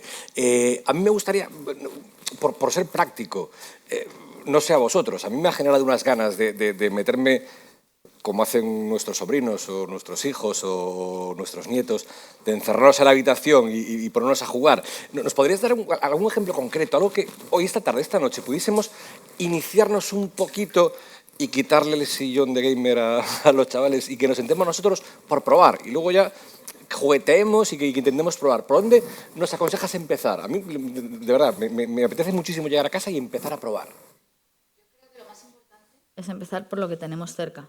Es decir, seguramente todos conocemos a alguien en nuestra familia, amigos, cercanos, que juegan videojuegos. Y cuando llevamos a nuestros hijos al fútbol, por mucho que no nos guste el fútbol, acabamos aprendiendo lo que es un fuera de juego. Mientras que muchas veces tenemos estas personas jugando a nuestro lado y no tenemos ni idea ni de lo que están jugando, ni cómo se juega, ni qué está pasando ahí. Entonces creo que sería muy importante sentarnos, mostrar interés, que creo que por lo menos hasta cierta edad, igual en algunas edades ya es tarde, lo van a apreciar. A mí me encantaba jugar con mi papá, con mi mamá, siempre era como, ven, vamos a jugar a esto. Y además nos permite estudiar y ver qué es lo que están jugando y qué riesgos conlleva. Creo que es muy importante. Nosotros tenemos una página que se llama Derecho al Juego Digital, donde hablamos pues, de qué patrones de diseño oscuro hay, donde organizamos también unas jornadas que son gratuitas cada año, donde viene a hablar gente, donde hay un Decidim, que es un espacio como colaborativo de toma de decisiones, donde hemos hecho un manifiesto colaborativo, donde se pueden abrir debates, donde se puede pedir como ayuda de, oye, este juego está bien, está mal.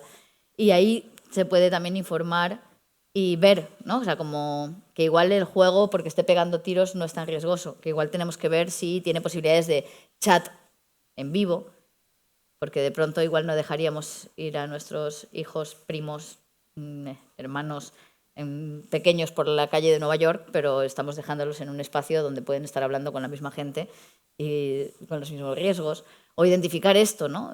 Identificar también los valores, porque acá igual no sabéis apretarle bien a los botoncitos, pero seguramente podáis identificar los valores. Nosotros hemos jugado mucho con los niños a juegos que según yo no deberían jugar, pero que ya están jugando. Entonces, en lugar de prohibirlo, que genera situaciones como un niño nos decía, mi madre este juego no me deja jugarlo en casa, entonces lo juego a escondidas toda la noche cuando se ha dormido y luego me duermo en la escuela. Entonces, bueno, que en lugar de prohibirles que jueguen es jugar con ellos y ver qué está pasando. Y nosotros hacíamos prácticas de juego crítico. Por ejemplo, en un taller que hicimos con la agencia EFE, en la Casa del Lector en Madrid, los poníamos a ser reporteros de guerra en sus videojuegos de guerra favoritos. Y podían jugar todo lo que quisieran, pero tenían que contestar 3 preguntas. ¿Quiénes somos? ¿Quién es el enemigo? ¿Y cuál es el origen del conflicto? Y a partir de ahí se generaban otras preguntas, ¿no? Pues el enemigo son terroristas. Ah, ¿pero dónde estamos? Ah, en otro país. ¿Y en ese otro país todo el mundo es terrorista? ¿No hay civiles? No, todos son terroristas. ¿Y quién ha dicho que son terroristas? Ellos han dicho que son terroristas. Entonces se empieza a cuestionar valores que muchas veces, precisamente además por ser una actividad que no solo es una pantalla que pasa como muy directo, sino que además están involucrados, pasa directo ahí al neocórtex sin filtro, ¿no? Entonces creo que es muy importante que nos acerquemos a la juventud, ver qué está jugando y sin el juicio, ¿no? Porque venir a decir, ay, tu juego es horrible, no sé qué, va a generar un rechazo, ¿no? Pero simplemente desde el interés, ¿no? ¿Y eso cómo funciona? Ah, ¿y tú quién eres acá? ¿Y qué estás haciendo? ¿Y cómo pasa esto? ¿Y alguna vez te han dicho algo que no en el juego? ¿Te han hecho algún comentario? ¿Sientes qué tal? Y acercarnos para ver también su realidad, porque muchas veces pueden estar muy solos en entornos muy hostiles. Según algunos informes, el 89% de las personas han sufrido acoso grave en los juegos multijugador. Y puede ser algo que se mantenga muy en silencio porque quieren jugar y si le dices a tu papá, a tu mamá, me están insultando, tu papá, tu mamá te va a decir, deja de jugar, ¿no? Entonces creo que hay que hacer un acercamiento cercano. Yo con los chavales me llevo muy bien porque tengo el conocimiento de su medio. No, si este juego sí, soy buenísima, mira, no sé qué, vamos a jugar tal. Pero ¿te has dado cuenta qué tal?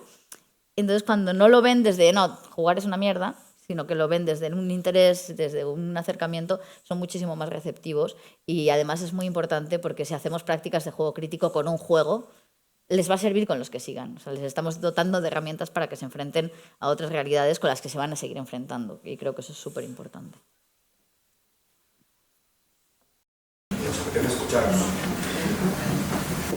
Sí. Hola, buenas tardes.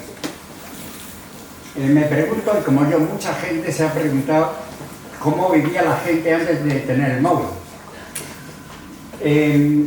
Yo quisiera cambiar un poco el foco de todo lo que has visto, o sea, coger ese gran foco de cine de 2 metros de diámetro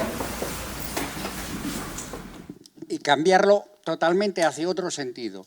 Es decir, todavía hay gente que es analfabeta, tanto que no sabe leer y escribir, como que desconoce totalmente el mundo digital. Entonces, yo no les llamaría obsoletos. Para mí obsoletas son las máquinas como aquellas impresoras que, con un número dado de impresiones, se caducaban, se estropeaba un chip y tenías que tirar la impresora. Eso para mí es obsoleto.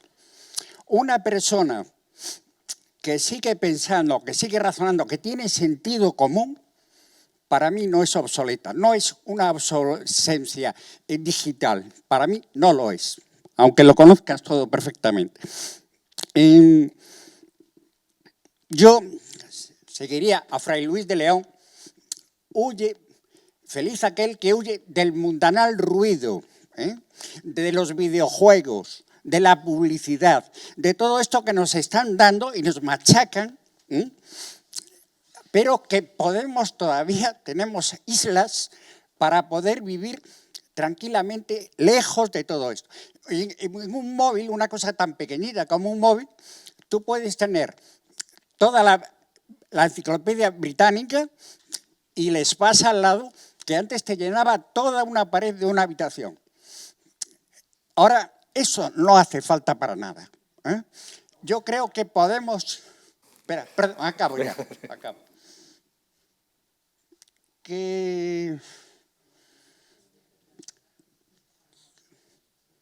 Me has cortado. Bueno, el tema. Si crees que podemos vivir sin mundo digital, esa es la pregunta. Yo creo, y además cada vez estoy más segura de ello, no que podamos vivir sin mundo digital, pero sí que necesitamos una desdigitalización de muchas de las áreas de nuestra vida. Que hay muchas cosas que no necesitamos que sean digitales.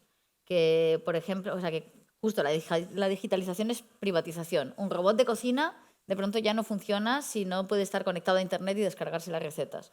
Creo que es importante que recuperemos, me gusta mucho el retrofuturismo, que recuperemos tecnologías que quedaron atrás no porque no sean útiles, sino porque no tenían un valor de mercado.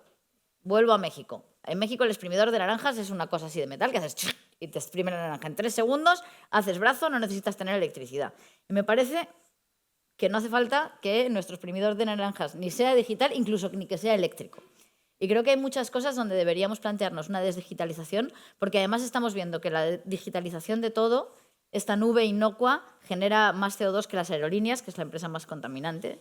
El Internet es la empresa más contaminante de todas, que los sistemas de enfriamiento contaminan un montón de agua que necesitamos para existir y vivir, y que creo que hay muchas cosas deberíamos plantearnos si realmente necesitamos que son digitales. Que hay otras partes de la digitalización que son importantes, sí, pero que deberían ser tecnologías situadas. Es decir, a mí esto me sirve, ¿para qué, por qué y cómo? No ahora que parece que, bueno, ahora la realidad virtual es lo que hay. Bueno, pues vamos a ver para qué la usamos. No, es al revés. Vamos a ver qué necesidades tenemos y qué tecnologías responden a esas necesidades o cuáles no, o si podemos hacerlo más simple. Me acuerdo de los astronautas. Esto creo que es una leyenda urbana, pero me encanta igual porque sirve como ejemplo, que fueron los astronautas estadounidenses a los rusos a decirles: hemos inventado el boli este que tiene una cosita que tira la tinta para abajo y os lo vendemos barato para poder escribir sin gravedad en el espacio. Y dijo: tenemos lápices. Bueno, creo que es un mito, pero es un buen ejemplo, ¿no? O sea, hay veces que estamos inventando una tecnología ultra acá, con miles de tornillos, cables y un montón de Bluetooth y todo lo que quieras, para resolver algo que se resolvía con un lápiz, ¿no? Entonces, creo que sí, que tenemos que apostar también por la desdigitalización de muchos aspectos de nuestra vida. Muy interesante la pregunta que acaba de hacer el señor. Y en este mismo sentido, te preguntaría, ya que has puesto los videojuegos, es decir, sin salir del mundo digital, como propuesta positiva en vez de lo negativo anterior, ¿conoces, así como pusiste red pública digital, ¿conoces que haya asociaciones o movimientos de como dice, bueno, ya me entendéis, como dice el señor, igual que en nuestro consumismo alimentario pues hay veganos o hay gente que es ecológica 100% y se abstiene de consumir, hiperconsumir, etcétera. ¿Existe esa utopía fuera de las redes en este momento? ¿Hay propuestas en ese sentido? Recientemente estuve en la mesa de derechos digitales del Ministerio de Cultura, donde consultaron como distintos expertos para ver cuáles deberían ser las propuestas de los derechos digitales dentro de cultura. Y he de decir que tanto infraestructura pública digital como desdigitalización de algunas de las cuestiones eran propuestas que salieron con aprobación mayoritaria de todas las personas que componían la mesa. También a los jóvenes que tenemos tan demonizados o que pensamos que están tan perdidos, hay cada vez más movimientos de jóvenes que no tienen móviles, no tienen redes, que hacen procesos como de detox digital, de separarse y alejarse un poco de esto. Y siento que sí hay cada vez mayor conciencia sobre el uso de los datos, sobre estas cuestiones. Evidentemente sigue siendo una muy pequeña parte de la población, pero sí hay movimientos al respecto y creo que sí podrían estar creciendo. Y muchas de las personas que trabajan tecnopolítica están apuntando por esos lados. Esta pregunta que haces y tu respuesta me lleva a pensar el miedo que nos da hacerlo solos. Necesitamos ayuda de asociaciones, de gente que esté cerca para hacerlo en compañía. Claro, si no te pierdes nos da la vida. muchísimo miedo no, dejo el móvil o intento soltarme un poquito. Hay un grupo en Telegram que se llama Nos Vamos Juntas, que es una propuesta para dejar las redes sociales que hemos visto que ahora son pues fascistas ya directamente y irse juntos a otros espacios digitales. Se llama así, Nos Vamos Juntas. Yo creo que buscando por internet podéis encontrarlo. Y eso es precisamente una propuesta de migración masiva hacia otras tecnologías que no son tan invasivas o que no se usan para la dominación.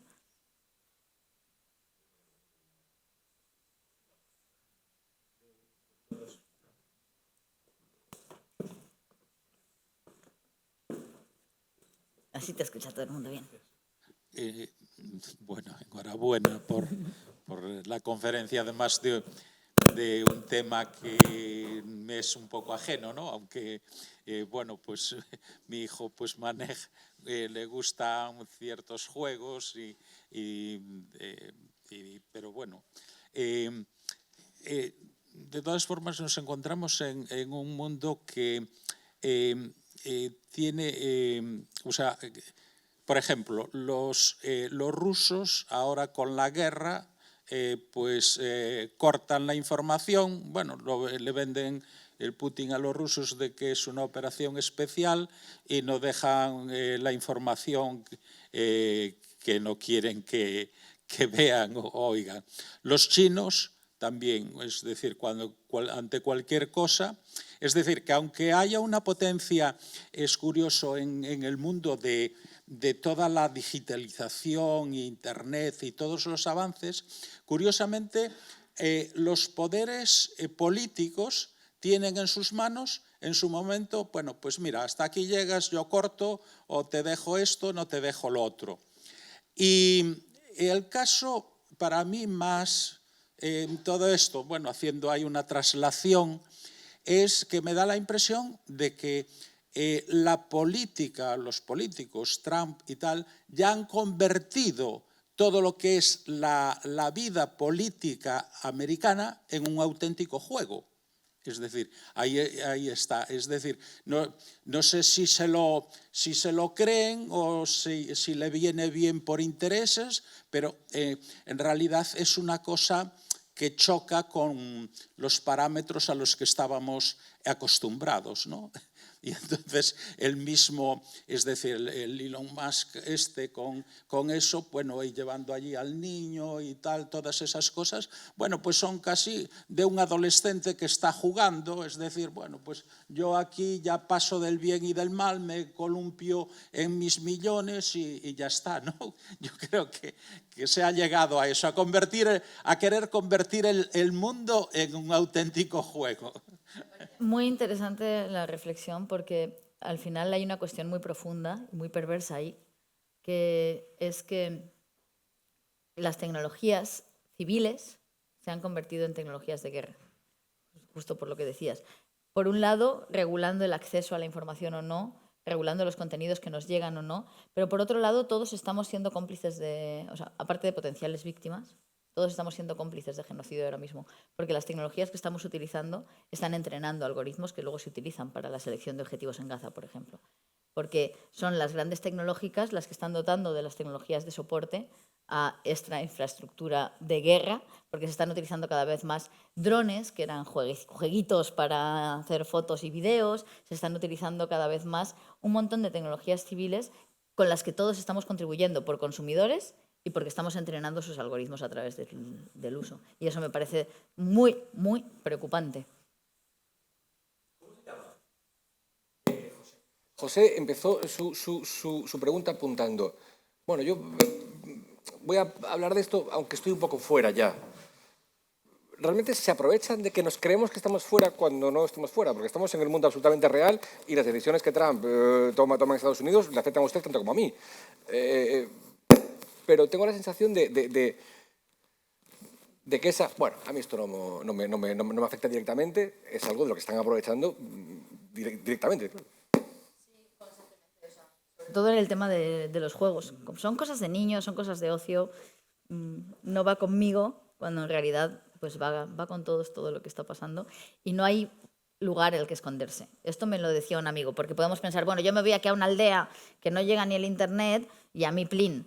Pero no, porque las decisiones de todo esto, las cuestiones de cambio climático que se están haciendo a través de la incrementación cada vez más de tecnologías, va a hacer, como me decía un amigo, que dice, yo me he retirado a mi pueblo, a mi huerta, queriendo salirme del mundo porque digo que todo esto conmigo no va y cada día tengo menos cosecha por las condiciones del cambio climático, porque al final todo está conectado. Hay redes de interdependencia, por mucho que queramos aislarnos, lo que sucede en el mundo nos va a acabar afectando, aunque estemos en la cueva más remota y más lejana de la realidad. Entonces, creo que todos deberíamos implicarnos con esto, todos deberíamos hacer ruido y movilizarnos, porque estamos viendo que aunque el mundo esté cada vez más terrible y de más pena, también hay cada vez más movilizaciones y las movilizaciones consiguen cosas. Y creo que acá, viendo la media edad, no os tengo que decir eso, que ya lo sabéis, que seguramente ya os habéis estado luchando en muchas causas, pero creo que es el momento de seguir haciéndolo y nunca se está fuera para eso, ni desconectado. Creo que además tenéis grandes conocimientos y tenemos mucho que aprender de vosotros.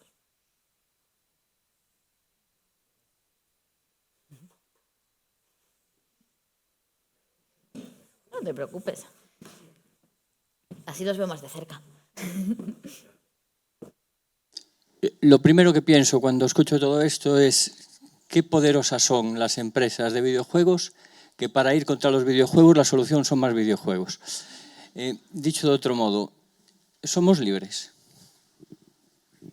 Bueno, me han dicho que no deje que las conversaciones se vayan por los cerros de Úbeda, pero ahí nos llevaría la tremenda pregunta sobre el libre albedrío. Si la física es cierta, alguna de nuestras decisiones realmente es nuestra. Sacaron hace poco un experimento donde eran capaces de determinar la decisión que iba a tomar una persona hasta 11 segundos antes de que la tomara. ¿Existe el libre albedrío? No lo sé. Pero bueno, como tampoco quiero irme por ahí, porque la otra opción es la cuántica y es la probabilística, que tampoco nos da libertad, creo que es verdad que en muchos casos estamos alimentando el monstruo que nos da de comer. Y que en muchos casos las luchas, el capitalismo es tan voraz que se las come. Todo el mundo ha comprado camisetas del Che, que pues ya es como una contrapartida. Trump, Make America Great Again, se hace en China. Yo siempre defendí que había que ayudar a los niños y niñas a que hicieran sus propios juegos y pudieran tomar la agencia dentro del control, y de pronto sale Roblox, que es una cosita de juegos que básicamente se ha convertido en un campo de concentración de niños trabajando gratis para hacer que lucre una empresa y siendo estafados. Entonces, bueno, creo que siempre va a haber formas en las que los grandes poderes integren cualquier lucha, cualquier idea y la hagan suya, pero siempre tenemos que seguir encontrando las grietas y resistiendo por ahí, porque la verdad es que si no estuviera la esperanza de que podemos cambiar las cosas no tendría sentido seguir existiendo, así que yo la tendré siempre y haré toda la fuerza que pueda por cambiar el mundo. Pero dependiendo de pasado. Te explico por qué digo esto. Estos días, leyendo cosas tuyas para preparar esta conversación, no sé si vosotros, los que utilizáis Facebook, os gusta cada mañana... A mí me gustaba, pero después de escucharte a ti ya menos. Cuando llegan los recuerdos y de repente aparecen los recuerdos, tú hace un año, tú hace 2, tú hace 3, tú aquí estabas tú hace 5. Claro, ya somos mayores. A mí me salieron hace 15 años lo que estaba haciendo. Y reconozco que joder, pues como que me generaba, pues mira, pues esto es lo que estaba haciendo yo. Y escuchándote el otro día, y pasaste al principio de la conversación de hoy, pasaste un poco por los recuerdos, que el algoritmo no nos deja olvidar. Que hicimos, ¿por qué lo hacen? ¿Por qué no crees que está bien? Porque estar siempre anclados a lo que fuimos no nos permite hacer cosas nuevas, ¿no? Cambiar hace falta de que te rompas un poquito y reacomodes los pedazos. Entonces, si constantemente nos recuerda que fuimos, nos está quitando un poco la posibilidad de ser nuevos. Hay una frase de Borges que me gusta mucho, que es: el futuro no es lo que nos va a pasar, es lo que vamos a hacer. Creo que constantemente anclarnos al pasado para recomendarnos futuro, o sea, como has visto tales pelis en Netflix y entonces lo que te va a gustar es esto, al final modela tus gustos, ¿no? Entonces no tenemos que dejar que el algoritmo por nuestro pasado determine nuestro futuro, porque el futuro es lo que vamos a hacer y a cada momento quiero pensar que somos libres de decidir lo que queremos o podemos hacer. Lo importante es que esas decisiones no son individuales, porque una decisión individual no llega muy lejos, son colectivas y tenemos que juntarnos, ponernos de acuerdo y pensar en ese futuro en común de interdependencia, de cuidado, de ternura, de juntarnos los que no le importamos a nadie, o por lo menos no a los grandes números, y importarnos entre nosotros. Y establecer, yo creo que hay una frase que me gusta mucho, que es: cuando la violencia es sistémica, la ternura es radical. Creo que necesitamos recuperar la ternura y las redes de cuidados y las tomas de decisiones colectivas.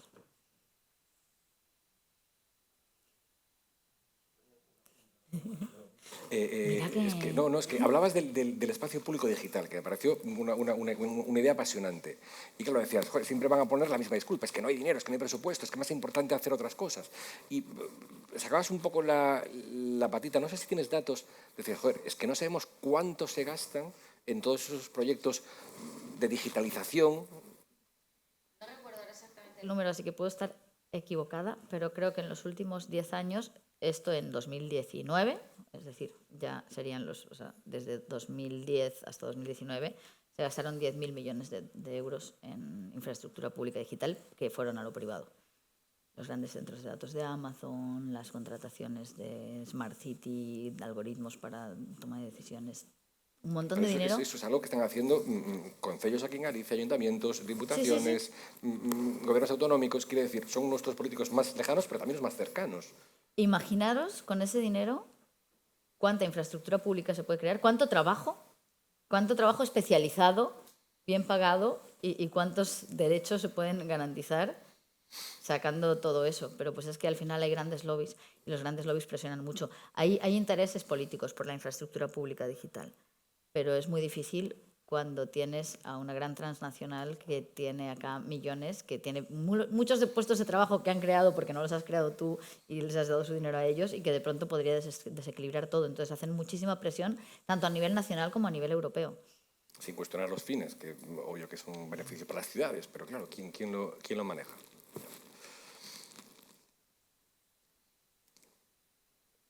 Están deseando ir a jugar, creo. Sí.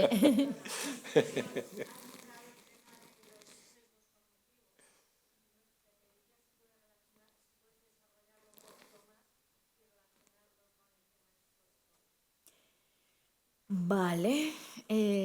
Bueno, los sesgos cognitivos son esta forma de funcionar de nuestro cerebro, que así es y que es difícil no caer en ellos. Por ejemplo, las relaciones... ¿Cómo se llama? Bueno, como la idea de que hay una correlación entre cosas cuando parece que son iguales. Hay una página web súper divertida que te enseña este tipo de correlaciones que nada que ver, ¿no? Que parece que son causales y son casuales. Por ejemplo, número de películas que ha protagonizado Nicolas Cage por año y número de personas ahogadas en piscinas.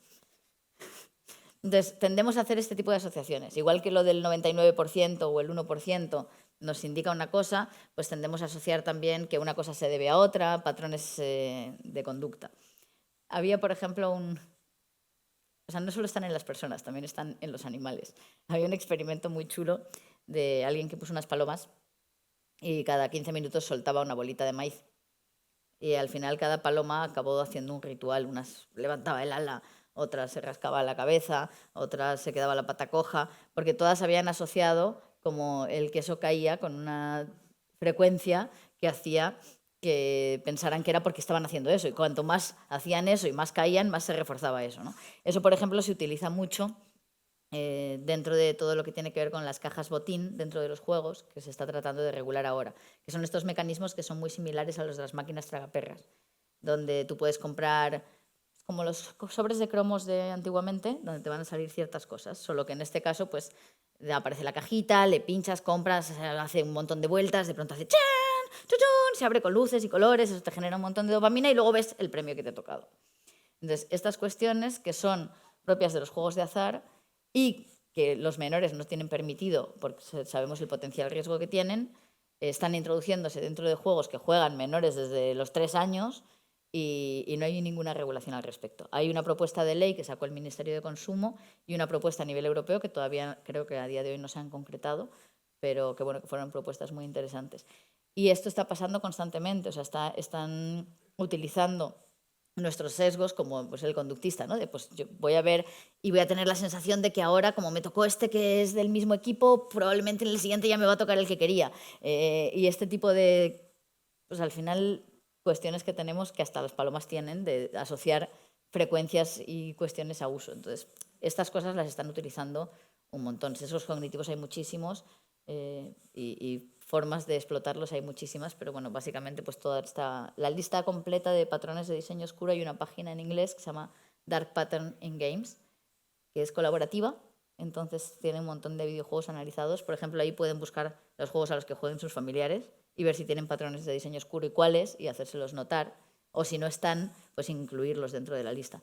Entonces ahí vamos, o sea, cambia cada año porque van descubriendo incluso formas nuevas, perversas y retorcidas. Y muchos juegos que en apariencia eran sanos, como el Mario Kart para tablet creo que es la cosa más terrible que he visto en la vida, porque tienes coleccionables, pero luego además si haces una línea te dan tal, si haces el bingo de todos te dan otro premio mucho más grande. Y de pronto en las 4 líneas de coleccionables hay una que solo puedes conseguir si has pagado parte del juego de pago dentro de todas. Entonces la sensación de incompletud es mucho mayor. Las barritas de progreso. Todos, aunque no hayáis jugado, os habéis quedado viendo la barrita de progreso de instalación o de actualización de un programa, seguro. Y ahora crece más, y ahora no la miro, y ahora la miro y ya creció. Y nos quedamos ahí enganchados a eso, cada vez hay más, ¿no? La línea de progreso de tu hospital, de tu sala, de tus empleados, del paciente, de cura de no sé qué. Y entonces siempre hay una línea de progreso a la que mirar. Todo ese tipo de cosas que nos gusta, que a nuestro cerebro le hacen cosquillitas, pues cada vez están introduciéndolas más y cada vez de formas más complejas, eso, buscando dónde está el clic para que ya no puedas dejar de estar ahí, porque estar ahí los beneficia constantemente con los anuncios, la información que están sacando de ti y con el dinero que te estás gastando sin darte cuenta.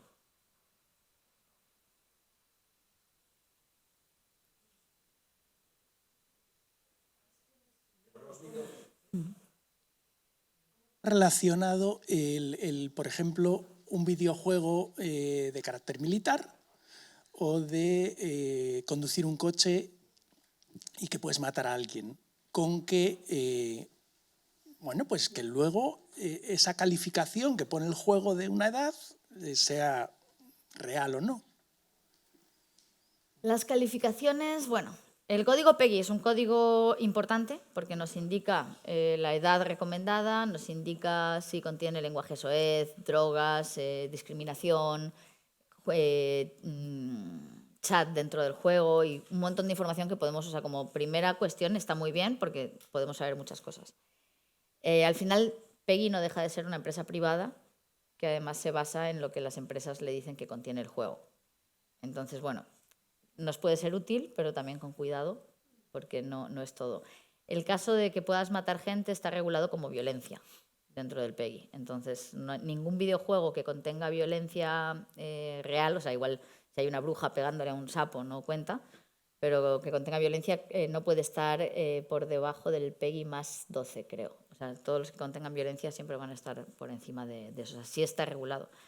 Pero la vinculación con lo militar va más allá. O sea, por ejemplo, no sé si conocéis el juego American's Army. American's Army es un videojuego directamente creado por el ejército de los Estados Unidos, que contiene campañas reales, contiene armas reales. Por lo tanto, las personas que están jugando ese juego no solo están jugando ese juego y siendo de alguna forma como pues ahí captados, sino que además están siendo entrenados militarmente para que cuando lleguen al ejército ya tengan conocimiento de las armas, conocimiento de las campañas, de estrategias militares y o sea, están formando soldados, no es solo una captación o la glorificación del héroe, sino que también pues están participando en batallas reales y creo que eso también es problemático. Pero como decía, creo que la vinculación mayor es en qué casos o hasta qué punto el jugar está entrenando sistemas de inteligencia artificial que son utilizados luego en la guerra o los propios sistemas de juego están siendo emulados para el manejo de armamento militar.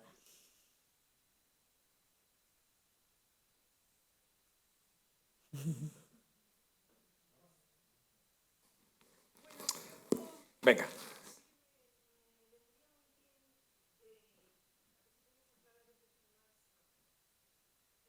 Dejan muy preocupadas muchas cosas, pero entre ellas el tema de que los adolescentes sean tan manipulables para votar al futuro a la ultraderecha. ¿Cómo manejan eso? ¿Cómo se llega a eso? Pensemos que los videojuegos son un espacio bastante libre. Hay cosas muy bonitas, por ejemplo, hay un proyecto que se llama Uncensored Library, la librería sin censura, donde un montón de periodistas de distintos países han puesto todos los artículos que están censurados en sus respectivos países dentro de una librería gigante que han hecho en Minecraft, porque Minecraft se puede acceder desde todo el mundo, por ejemplo. Eso es un uso para el bien. Evidentemente, si en un videojuego tú tienes personas que se pueden conectar desde cualquier parte del mundo y además lo pueden hacer desde el anonimato, tú tienes también pues, riesgos ahí. Ya en 2008 la CIA desclasificó que los videojuegos les parecían el mejor campo de espionaje posible, porque pueden estar en contacto con personas de cualquier país y pueden estar captando gente. También es un lugar donde grupos terroristas captan gente, es un lugar donde pues, al final estás interactuando, es un espacio lúdico, por lo tanto, a todos nos ha pasado que te pones, no sé, te llega una pelota en la calle y la pateas y alguien te responde por el otro lado y de pronto se crea una conexión, el juego crea conexiones emocionales, crea conexiones muy importantes. Y tienen chat y muchas veces tienen canal de voz y muchas veces todas esas relaciones que se crean, porque son espacios de sociabilización, esas relaciones que se crean van mucho más allá del juego. Hay personas que se han casado porque se conocieron en un juego, hay grupos de amigos que se han hecho porque se conocieron en un juego. Eso no es malo per se, pero pues hay personas que están utilizando esa conexión fácil y especialmente juegos donde ya trabajas igual con armas reales, juegos donde sabes que hay comunidades quizá más tóxicas, más misóginas, donde se insulta más a las mujeres y utilizas eso, ahí sí yo te entiendo, bro, no, pues lo que hay que hacer es no sé qué y se generan comunidades en torno a eso que después, evidentemente gente no tan bien intencionada como los amigos que se pueden juntar, van redirigiendo eso hacia otros intereses. Y eso está pasando al margen de la mirada de los padres. Hace poco en Barcelona me contaba una mamá que tiene un hijo de, creo que eran 13 años, negro, papá lucha antirracista, ella lucha tecnológica, o sea, ambos como muy activistas en lo suyo, que él era de Vox. 12, ni siquiera tiene edad de ser de Vox, ¿no? Pero que él era de Vox y que Vox no era racista, que pues ahí había gente muy buena, que le había, sobre todo personas que tienen problemas de socialización fuera, de pronto encuentran ahí estos amigos que en muchos casos ni siquiera son niños de su edad, son personas adultas, pues, ahí te puedes hacer pasar por lo que quieras, que van y les ofrecen un espacio que les dan la razón en sus dudas, en sus problemas, y les dan además las causas, ¿no? Y les no, tus problemas son por esto. En una edad en la que estás conformando tu personalidad y encuentras a alguien que te está alimentando tu ego, que te está dando la razón de tus problemas y que te está entendiendo, pues evidentemente va a ser muy fácil que te influya y te manipule. El problema que no hay, o sea, hay estudios a nivel internacional, estaría genial empezar a hacer estudios también de cómo está pasando eso y hacer investigación de campo. A mí no me da la vida, pero en algún momento quiero hacerlo cuando pueda, pero creo que es algo que más gente tiene que empezar a trabajar porque es un verdadero problema y porque el resto de personas no están trabajando esa línea y se está dejando el videojuego a manos de estas personas que están manipulando nuestras infancias y, bueno, y no solo nuestras infancias. Sin haber escuchado la palabra bro. Bueno, vale. Que se la escuchamos a todos los chavales y también hoy tenía que estar aquí. Muchas gracias por habernos abierto un camino de alerta que nos espabila, que nos abre las miradas y que estoy seguro que nos va a hacer cambiar nuestra relación con esos videojuegos que todos tenemos en casa, o bien directamente o bien porque llegan por los chavales. Y gracias por dejarnos y enseñarnos a mirar muy críticamente a ese algoritmo. Me encantaría que le aplaudieseis, por favor, a Eurídice Cabaño.